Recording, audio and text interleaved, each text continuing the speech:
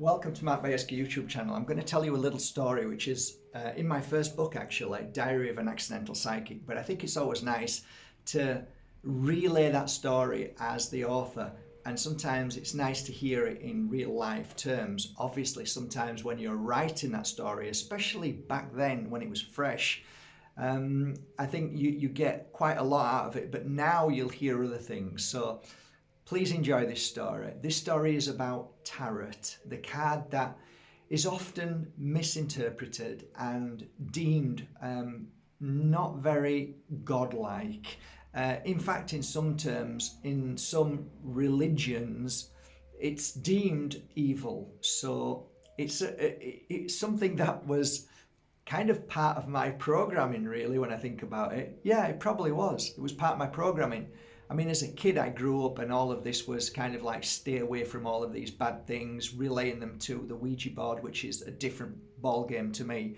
That I have many stories about, and some frightening ones, which opens portals and gateways to things that I don't think really is good. But when you come from good intention and you start to use something in a certain way, like I'm going to share with you now, you'll understand how the universe, or should I say how the spirit world, which is our home, help us in ways of signs and reassurances. And in this case, this story is a reassuring story. It's really lovely.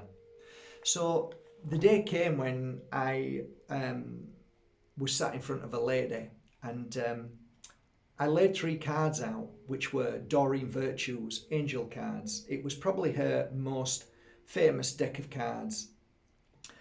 And prior to that, and I don't even know if I mentioned it in the story, but I believe I read for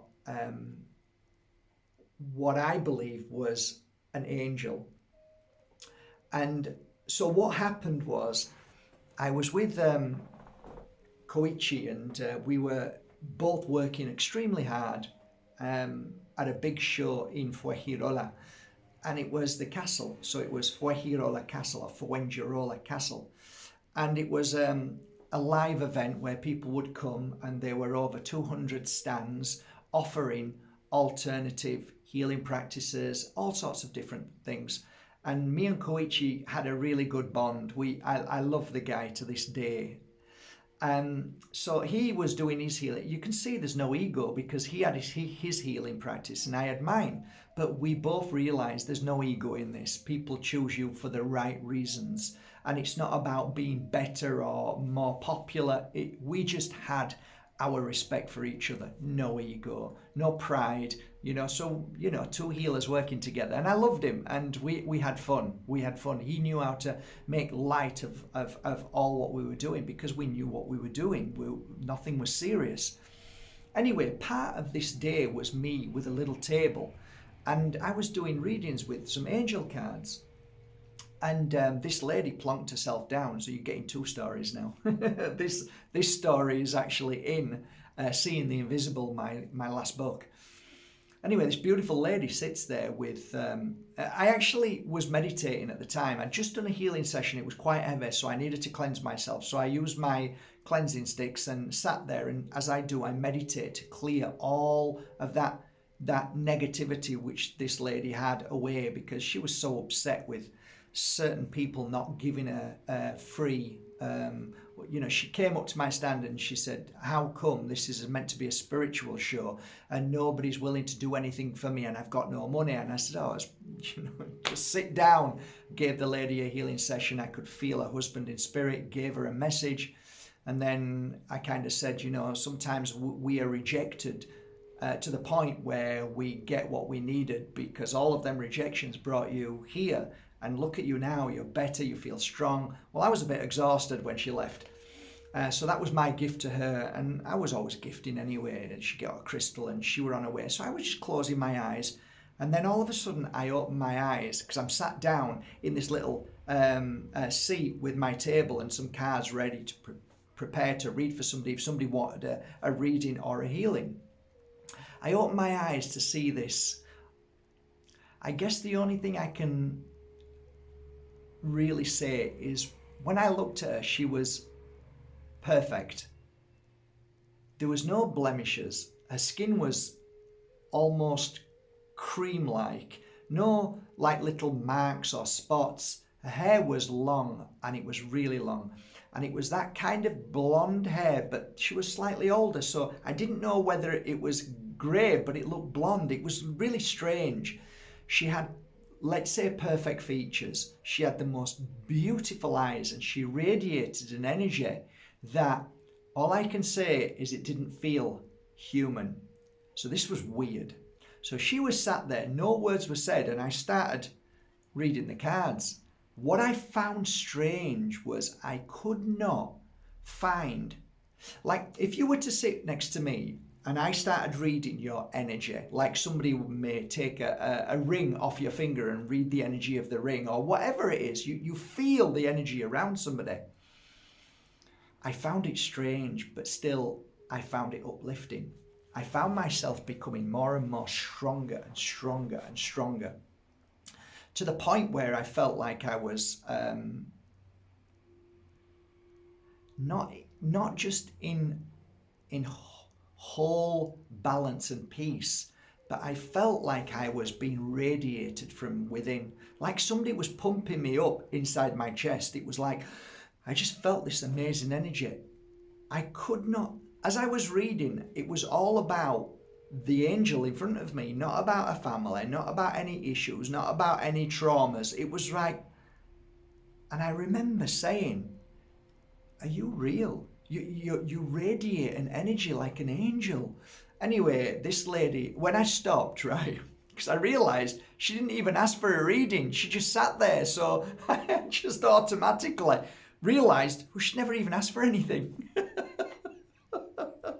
It was so beautiful. Anyway, when I'd finished, she smiled, and all she said really that I remember to this day was, the cards that you have in front of you will not be needed. In those words, they will not work anymore, kind of thing. You'll not need these, and you'll move on to something else. Anyway, we did what we did, and then she went, and I'm sat there like this, and I'm thinking, why am I sat here like this, and why is my mind going all over the place, and what just happened there? So I turned to Koichi, who just finished his session. Or did he finish it? Or wasn't even, I don't even think he had a set, might have been eating. And I said, did you think that was strange? And he looked at me and he says, what? I said, the lady. What did you think about the lady? And he said, what lady? I said, the lady who was sat here, I just gave her a reading. He said, I see no lady. He's from Japan. I see no lady. I said, oh, come on. She had long hair down to her bum, sat down and come on. Well, what were you doing? He said, eating. I said, well, she was here. She was just here. Now I'm getting mad, right? So there's a woman across who's Spanish, across from me. I went around and I said, did you see which way the lady went with the long blonde hair? I said, I tried to say she was Spanish, Rubie, ¿Dónde va? Where did she go? And this woman went, okay. I'm like, oh, stop. So I turned and I walked down every aisle, nowhere to be seen. I went over to the front door of the castle and I said to the guy, did you see a woman who came in and was just left with long hair? No. And I said, oh, come on. Is there any other doorway out? He said, no, this is the only doorway in and out. I'm walking back thinking, this was weird.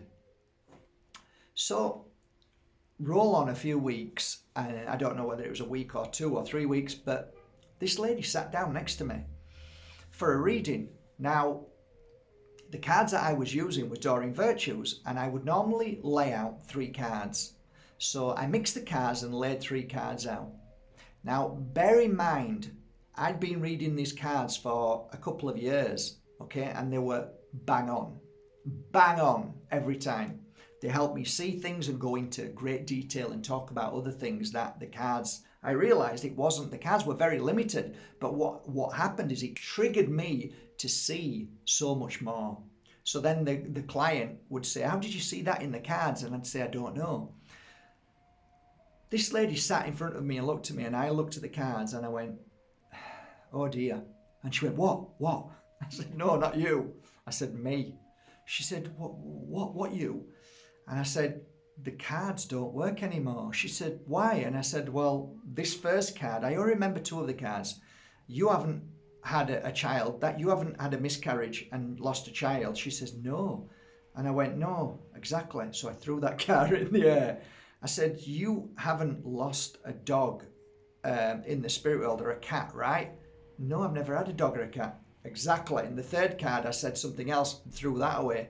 I said, they don't work anymore. And then all of a sudden it sprung to mind what this angel said, this woman said. I opened my drawer and I pulled out a set of cards which were given to me by my mentor. And I looked at these cards and thought, forget it. Forget it. What do I want to use these cards for? They're just so complicated. It's like I laid them out and started reading. Let me tell you guys, it's been 2 decades now and I've read for thousands of people, celebrities, royalty, beautiful mums and dads, scientists, you name it. I've read for so many people and they never let me down thereafter.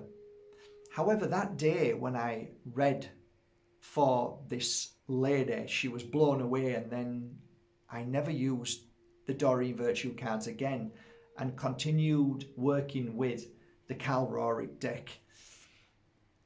Maybe a few weeks later, I was going through this stage of trying to say they're not tarot cards. Why was that? Because I was programmed to believe that they were filled with evil. Why? Well, because of the hangman. Well, actually, he's not hung at all, right? He's actually hung by his ankles, so he's not really the hangman, and he's actually looking like he's upside down, so he sees the world in a different way. So it's not really a hangman. And then the death card, which to me doesn't mean death at all. In fact, I don't see death, I only see life. So this card is a very powerful card. If you ever learn from my online 10-hour tarot course, you'll understand about all of these cards. But at the time, I was going through this dogma of believing that the cards are evil. So I remember sat down after I'd finished what I thought was a beautiful day's work with the tarot cards. And I was upstairs in our shop called Tickle Pink, but sometimes I'd come back downstairs and take over and look after the shop for a while. As I'm sat in the shop, pondering that day's work and still thinking about the tarot card and having the fear of what other people would think. Angel card, you see, not so much. People, it's angels, it's lovely. Now we're on to something a little bit more serious, right? And in people's eyes, it's dangerous and it's dark. So I'm trying to deal with this kind of thought process. Through the door walks a couple from my urbanization where I used to live. Hadn't seen them for a while. And they walked in and they said, "Hi Mark, how are you doing?" I said, "Really well, thank you." They went, "It's been a long time." I said, "Yeah, what are you doing?" I said, "Well, actually I'm doing something, new at the moment." Like what? What are you doing? I said, "Well, I've started to learn how to heal people on an energetic level." Oh, and I said, and I've also started to use some cards called the tarot deck.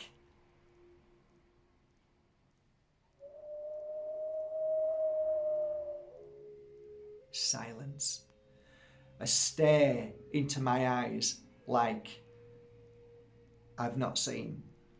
It was like something happened at that moment. No words.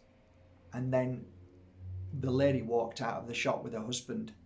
My heart sunk because, as we all do, we think the worst. It's ingrained into us. Everything's the worst. It's all going to go wrong. They hate us. Blah blah blah. Okay, so this is now what's going in, and I'm almost wanting to say I'm sorry.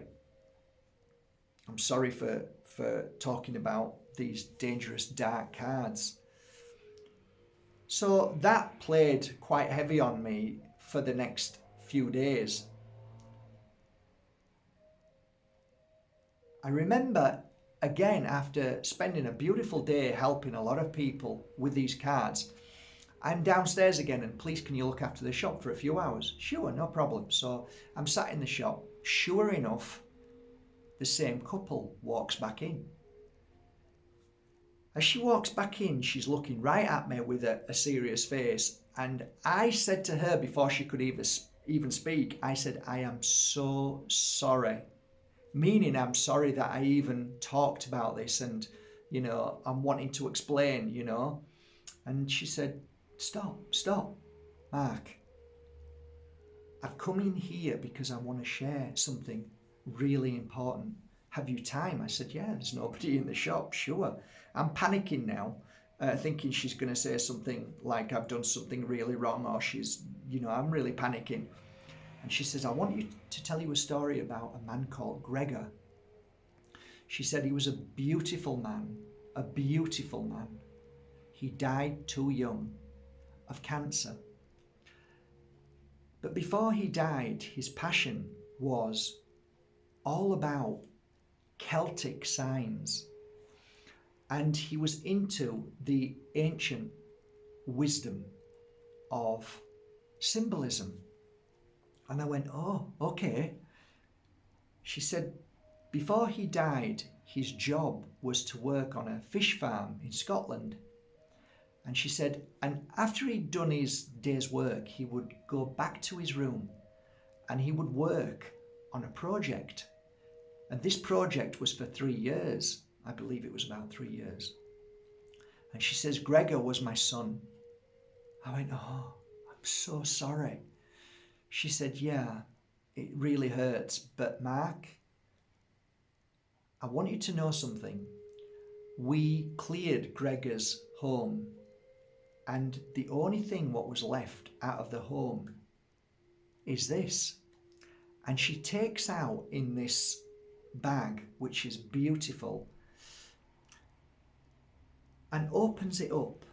And as she opens it up, she says, this is what he worked on. And she presented me with these.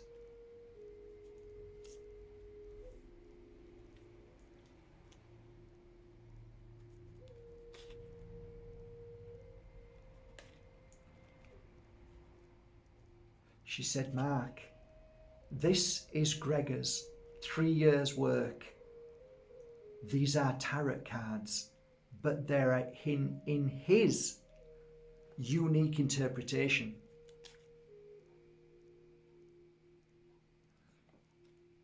She said, Mark, I did not know what to do with them, but I knew I needed to keep these.